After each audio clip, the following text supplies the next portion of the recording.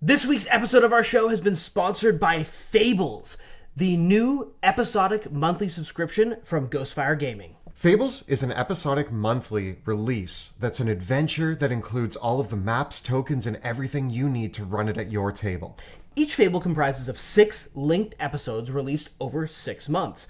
Put them all together and you have a complete campaign. Set in the worlds of Grimhollow, the first campaign, known as the Citadel of the Unseen Sun, takes place in the Estoian Empire, a realm of unending night, where vampires reign supreme and people live in fear of the unending darkness. In this first Fable, it's up to your characters to bring the light back into this dark world.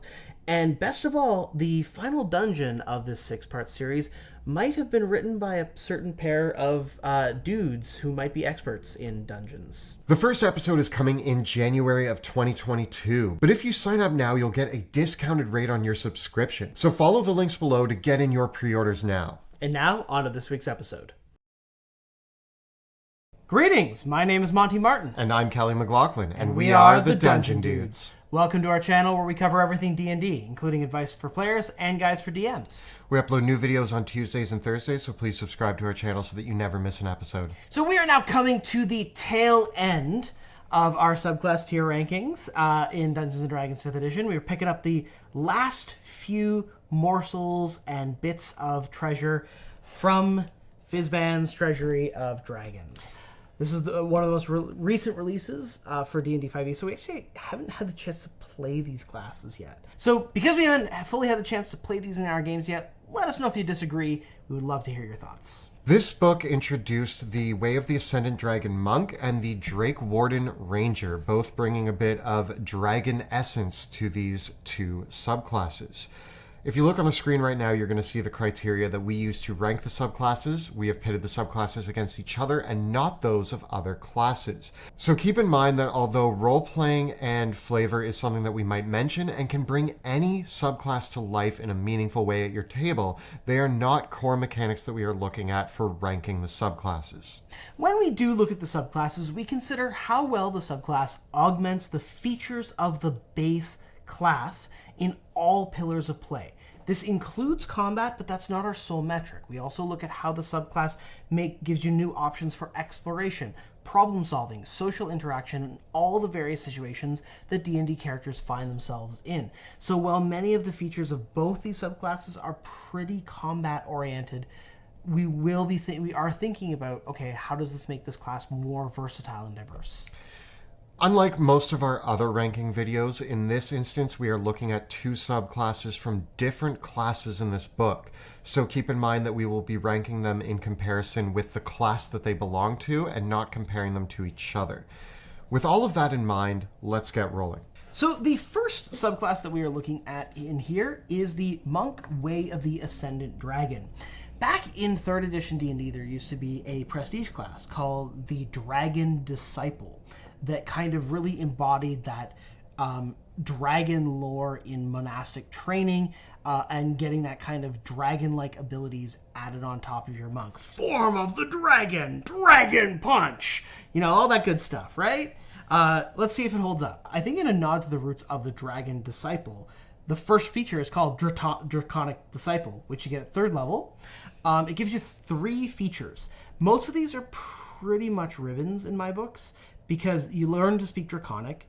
When you fail a Charisma, Intimidation, or Persuasion check, you can re-roll that check.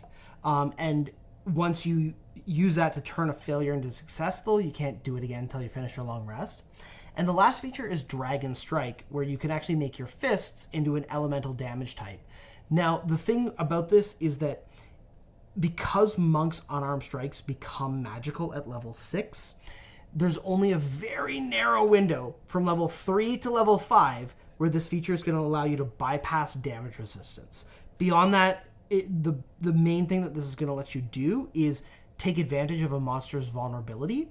But in general, vulnerabilities to damage types in 5th edition D&D are super rare. You can go an entire campaign without encountering an elemental damage vulnerability. There are a lot of plant creatures that are vulnerable to fire damage, but beyond that, it's pretty rare.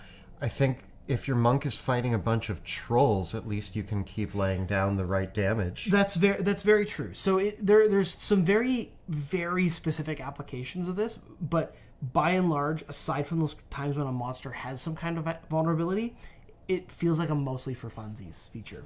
Also at 3rd level, we gain Breath of the Dragon. Now, when you take the attack action on your turn, you can replace one of your attacks with a Dragon Breath attack. You get to choose the damage type from the main options presented to dragons. You do get to choose whether this is a 20-foot cone or a 30-foot line that is 5 feet wide. The targets have to make a dexterity save against your key saving throw DC, and they take half damage on a successful save or full damage on a failed save. This damage is equal to 2 rolls of your martial arts die. The damage does go up to 3 rolls of your martial arts die at 11th level, and you can use this a number of times per day equal to your proficiency modifier, or you can burn 2 key points to use it again. Because this feature is replacing one of the 2 attacks of your attack action, you can still combine it with Flurry of Blows, but it might not necessarily be doing more damage against a single target, because it's rolling your martial arts die twice, but it doesn't get to apply your dexterity modifier or any modifiers that you might get from using a magical weapon or something like that. So I think that this is best if you want to do damage to a group of enemies, if you can catch more than one target in the cone or line, but against a single enemy, probably want to avoid using it. At 6th level, you gain Wings Unfurled. This ability comes online when you use your Step of the Wind feature. Remember that Step of the Wind requires your bonus action and a key point to let you dash or disengage. So now, when you do that, you get magical draconic wings that sprout from your back, allowing you to gain a flying speed equal to your walking speed until the end of your turn. And because as part of the same action you'll be either dashing or disengaging, you'll either be able to go a super far distance, basically flying twice your ground speed because you're dashing, or use that to get out of an enemy's reach without provoking an opportunity attack. You can use this feature, though, only a number of times per day equal to your proficiency bonus. They only come back on a long rest, and you can't spend key to use it more often. At 11th level, you gain Aspect of the Worm. Now you get a 10-foot aura that you can create as a bonus action that lasts for 1 minute. You choose one of 2 options for this aura. Either a Frightful Presence, where you get to choose a target within your aura every turn as a bonus action to cause a fear effect against them. They get a Wisdom saving throw against your key DC to see whether or not they are frightened of you. Or you can choose this aura to create a aura of resistance for a certain damage type. One of the standard dragon damage types you get to choose from. You can use this feature once per day, or you can spend 3 key points to use it more often. It is worth noting that the Frightful Presence has a pretty short range, and to actually scare someone requires using the activation when you activate it as a bonus action, or a bonus action on a subsequent turn, and it only affects 1 target in the aura. So you're essentially giving up your ability to use a extra bonus action attack or flurry of blows in order to try to frighten 1 target that's within 10 feet of you. At 17th level, you gained Ascended Aspect. This buffs a lot of your features in meaningful ways. You get Blind Sight to a range of 10 feet. Your breath attack now is amplified in the amount of damage it does and the range of either the cone or line, as long as you spend a key point to increase this. And now when you use your Aspect of the Worm, you can damage a number of creatures in the area of effect for 3d10 damage. They do get a saving throw, and if they save, they take no damage. Let's get into it. Finally, we get a dragon monk. This is the monk that we always wanted to see, and like most of the monk subclasses, this is a pile of trash. This is in the running with the Way of 4 Elements monk for just outright bad. I am very upset about this subclass. I've been waiting for a monk subclass that makes me really excited because I love the idea of monks. I love a lot of what they offer on the table and on the battlefield. A lot of their core abilities are so cool. But when you get a bunch of options that kind of take away from your core abilities and give you half-baked options that are kind of neat, like even you said, replacing your fists with like fire, acid, like, yeah, you can punch a troll for fire damage. That's great. But what if you're not fighting a troll? This is only useful for a small period of time. A lot of these features feel like ribbon features. There's a lot of subclasses that were introduced in Tasha's Cauldron of Everything and other options that allow characters to fly at like level 6 or 7. Yes, monks have some of the best movement, so gaining a flying speed until the end of your turn is cool, but you need to use an ability, and you only get it a number of times per day equal to your proficiency modifier. It is such a limited flight. Like, just give them flight. Like, it is a really limited flight. Like, you're basically getting a super jump, which is cool, but you can't even use it that often, which is mind-boggling. Like, you're already spending a bonus action, you're already spending a key point, and then you're telling me on top of that it's only one turn, and I can only use it 3, 4, 5 times per day. That is a real huge limitation that doesn't add a lot. The Dragon's Breath, too, could have just been 2 key points to use it. Don't insult me with the proficiency bonus times that I get it for free, but it's a paltry amount of damage, comparatively speaking. Like, yes, you get to replace one of your attacks with it, but if we actually look at how much damage it deals, a monk's melee attack is going to generally be more accurate and hit more often than an ability that is a dexterity saving throw. Now, it is half damage on a failed save, but again, against a single enemy, you're just better off punching them. Yeah, and you know what's really cool? Gaining Frightful Presence. You know what's garbage? Having to give up your flurry of blows to activate it against a target. The target also does get to repeat the saving throw. It's a very small range, and you have to choose either the resistance or the Frightful Presence. I thought, at first I'm like, oh, you get both of these things. But unlike the Ascendant aspect, you only get one or the other when you activate it. And being able to have the resistance on demand, that's kind of cool. But again, it's a small 10-foot aura. So like the way that I think about it is a 10-foot aura means that me and my friend have to be standing beside each other to both have resistance to fireball. Whereas we could be standing much further apart and only one of us get hit by it. So it's one of those things where there's even circumstances where having to bunch up so close to get that resistance works against you. Now, of course, there's sometimes when that is an absolute lifesaver, absolutely. But it could have been way more flexible than this. It could have just been your allies are close to you when you activate this power, and then they can go as far away from you as they need to. So there's so many ways that this subclass could have actually added something to the monk and been really, really cool, and maybe let us like actually turn into a dragon or something like that. Like I feel like there's some really cool lore here about monks that can turn themselves into dragons.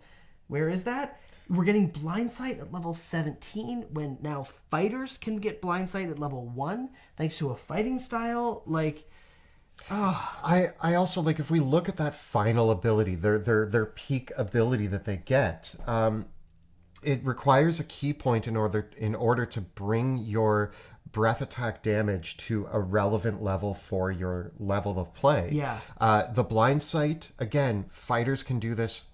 There's so many other characters that can get this blind sight way earlier on and way more beneficially.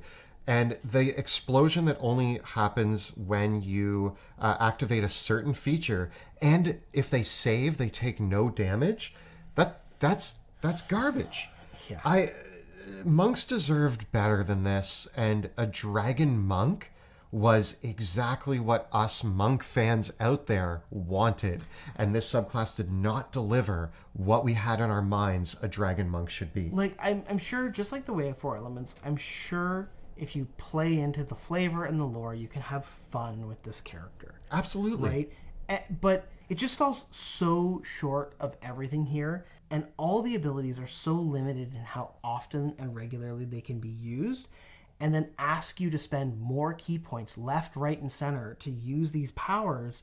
You don't get enough for what you're spending on your key points. That's at the end of the day, like, what we want to see from a monk is a class that builds on the core. Like, monks have a cool thing going in the form of their flurry of blows and their stunning strikes. And those are great powers and great abilities that are really, really strong. And I feel like what's happened with the monk is that because we have a class that has this really cheap way of stunning a single target and that can make 4 attacks and that has all this mobility, for some reason that's too good. It is strong, but it's not that strong. And so why don't they get good subclasses? I don't get it. This is the thing, is the monk, if we strip subclasses away, the monk is actually a great class in the game of D&D. It's mid to high tier in class. But when we look at subclasses, they haven't given it enough. The monk as a base class has some strong features. It needs more. But generally what we see with many monk subclasses, and this is one of them, is that very few of the subclasses build on the features in a meaningful way. They often do things that are side grades or sort of small upgrades or things that are borderline traps. Or trade-offs. Yeah, right? Like the raw example of like the breath weapon is not effective against a single target. And so you could see someone that is constantly spending 2 key points to breath weapon a single target, and that is a waste. Yeah, there are cool things that you can do with this subclass, but overall, I mean, I'm giving it a D. I'm giving it a D tier. Yeah, it really, really is. And I know from reading some community responses, this subclass was kind of hamstrung from the Unearthed Arcana. There were many people that, when it was released as a playtest, were excited about it, and many of its core abilities were kind of knocked down a peg. And I think that even what was originally presented could have gone further in my mind, but it's a disappointment, for sure. So let's see what our community thought of this subclass. We did do things a little bit differently this time in that we did give the option for respondents to say that they didn't know. So that is factored into the overall breakdown here. With the Way of Ascendant Dragon Monk, about 6% gave it an S tier, with 18.9 giving it an A, 38.5 gave it B, 20.7 gave it C, and about 5.5 for D, with the rest not having played the subclass and not sure what to rank it. Our community was a little bit more favorable with this subclass than we were. Maybe we were a little too harsh on it. I just don't feel like this lives up to my expectations for a monk subclass. Given these rankings, I could see maybe the argument for giving it a C or a low B, but I really feel it falls short compared to the others. All right, so moving along, let's crack things open and see what we got for the Rangers. I have to say that after Rangers and monks often get the short end of the stick with subclasses, and I'm not feeling too enthusiastic about after the Way of the Ascendant Dragon. So let's see if the Drakewarden has something worthwhile here. The Drakewarden is a ranger who is the master of dragons, and in some ways feels like a specialized beast master, with your beast being a draconic friend that you get to bring into battle and eventually ride into battle. At 3rd level, you're going to learn the Thaumaturgy cantrip, kind of odd, and you also learn Draconic. But the big feature here is that you get a Drake companion. This is a little creature that is your friend that you can summon up. It has its own stat block with stats that scale based on your level and your proficiency bonus. So it has a really good AC because its AC it starts at 14 and adds your proficiency bonus. It's got a good amount of hit points, a speed of 40 feet. It has proficiency in wisdom and dexterity saving throws, and a pretty decent bite attack and a reaction that adds elemental damage to an attack that hits, whether for itself or you or an ally. As usual with Beast Companions, this Drake is going to take its turn on your initiative after you. It will only take the dodge action on its turn unless you use a bonus action to command it. You can summon it as an action, and when you do so, you get to choose which elemental type your dragon is associated with. And if the dragon dies or something else happens to it, you can use a 1st level spell slot to re-summon it.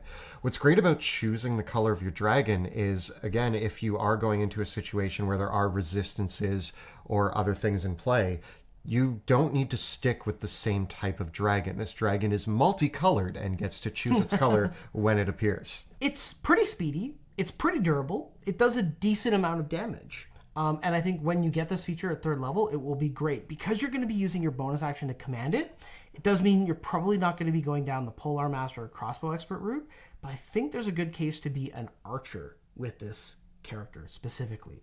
At level 7, you get the Bond of Fang and Scale, which augments your Drake in a couple cool ways. First of all, it grows to medium size, and it can now fly. It sprouts wings, so it has a flying speed of 40 feet.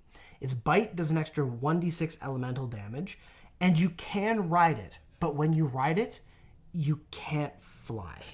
In addition, you also get the resistance that the Drake has when you summon it too. And this applies whether or not you're riding. At 11th level, you gain Drake's Breath. As an action, you can breathe out a cone of devastating energy, dependent on the type of damage that your Drake is doing. But the cool thing here is that either you or your Drake can exhale this, and it does 8d6 damage. And at 15th level, it goes up to 10d6. This is a pretty substantial amount of damage. It's the equivalent of a fireball when you first get it. And either you or your Drake being able to do that, your Drake could be flying around breathing fire on enemies, or if you're in a pickle, breathe fire on your enemies. You can only do this once per long rest, but you can expend a 3rd level spell slot to do it again. Because we're basically getting the straight up deal here of 3rd level spell slot for a fireball, and we can choose the elemental damage type, that's a pretty sweet deal as far as I'm concerned. I think that that's a decent amount of damage for a decent enough cost. Kind of wish that you could attack at the same time as doing it, but that might be asking for too much. At 15th level, you gain Perfected Bond. Now the bite attack of your Drake gains an additional 1d6, now meaning that it has in total gained an additional 2d6 in damage. On top of that, you can now ride it and fly. So you do have to wait till 15th level to ride a flying dragon, but hey, we got there. On top of that, when you or the Drake takes damage, you can choose to gain resistance to that instance of damage. You can use this feature a number of times equal to your proficiency bonus, and you gain all of the uses of it back on a long rest. This can be any damage. Well, I am pleasantly surprised. Yeah. This is a pretty decent / good subclass. What I actually love about this subclass is the specialization. Yeah. You get to be the Dragon Master, and everything here builds on your command of the dragon in a really cool way. I like watching the dragon grow up. I imagine that you start with like a little baby dragon. Yeah, like a little hatchling, yeah. And by the end, you're riding a dragon into battle, and that kind of tells a story on its own that is really amplified by the abilities you gain. Yeah, I think that this is a pretty strong contender. I'm not sure if it's stronger than the new revised Beastmaster or not. I think they feel like they're about on par with each other. It's pretty easy to command it as a bonus action. The Drake is straight up adding extra damage because its own reaction can apply to your attacks or its own attacks. Again, it's only a bonus action to command it, and that bite does a decent amount of damage. Starts as d6 plus your proficiency bonus. Eventually is going to become 3d6 plus your proficiency bonus damage. Not too bad at all. It's decently accurate, and I think that it will be a good standby attack. I think it's excellent to pair with a longbow using sharpshooter. So the complete package here is a pretty good damage dealer that has a nice, tanky, flexible companion. Even though you can't ride it early on, it still flies. It's still a flying companion. And so you can do some cool exploration things with it, even if it can't bear you as a creature. I do think that this actually advertises a great ranger character for a long campaign. Because what I really like here is that it really builds nicely. Mm-hmm. And when you get to that 15th level, if you're playing this character, I imagine that your dream is to reach that 15th level. Yeah, I think it's got a feel-good fantasy to it. Like, let's put it this way. If there is anything to put on your D&D bucket list, it is riding a dragon into battle. Like, is that not one of the, like, if we're just brainstorming here, like, things that you must do at one point in D&D? Riding a dragon. Is probably in, like, the top 5. Which is why, if I was going to play this character, I would make sure with you that we were doing a campaign that went above 15th level, so I would get the opportunity to really feel this come alive. It's good all the way up, but I do feel like you're playing this character for that dream of riding a dragon into battle someday. Yeah, I think that when you combine this with the other Ranger optional class features introduced in Tasha's, you end up with a really solid character. I don't think it is quite the top tier damage dealer that you can get out of a Gloomstalker, for instance, but it's still going to be a good, strong character. I think the only feature that I don't totally love is the fact that I have to use my action to do the Fireball Breath. It's very flexible in that respect because I can get the damage type that I want out of it. So if I want to make it a lightning ball or a cold ball, that's very easy to do. But I would really love it if it was something that my Drake could do as a bonus action. Well, of course. But you know, in this case, compared to the other Ranger subclasses, I think it is totally on par with the other A-ranked classes. I'm willing to give this an A, absolutely. I think that it's such a good class. And although I don't use the flavor as a primary stat here, I do think what's important to me is a flavor that is brought to life by the mechanics. Mm-hmm. And the mechanics tell such a good story for a ranger. And I think this is honestly maybe my number one ranger I would play now. Yeah. So why don't we take a look at what the community thought of the Drakewarden? 14.5% of respondents gave it an S tier ranking, with 53.8% giving it an A ranking and 22.2% giving it a B, with just a sliver, about 2% for C, and out of almost 2,000 respondents, only 4 people gave it a D tier ranking. 7.3% didn't know. This is overwhelmingly positive, and I completely agree in this respect. I think people are really excited about the Drakewarden and the direction that it takes the Ranger class. Yeah, I think the Drakewarden presents a really unique option that is almost like a specialized Beastmaster. And honestly, what D&D player doesn't want to ride a dragon? So, looking at these overall, I know that we don't normally compare subclasses to each other. But I think that there's a really interesting thing to say in comparing what's happened to the Ranger and what's happened to the Monk, because here we see it really side by side. The Ranger and the Monk at the start of 5th edition were regarded as two of the weaker classes in D&D 5e.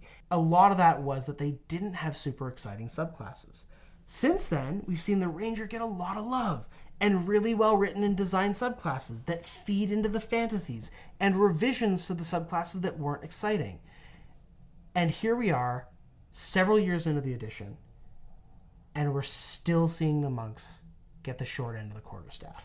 I feel really bad because having played a monk and really enjoyed it, when I think back to that monk, I was a shadow monk, which I still think is my favorite monk subclass out there because you get to teleport and hide in darkness and do all that cool stuff. But really, when I think of the monk, my favorite moments were running up walls, throwing a ballista back at a group of goblins, like being able to jump all over the place and fight multiple people at once. I took the mobile feat, which made me really maneuverable.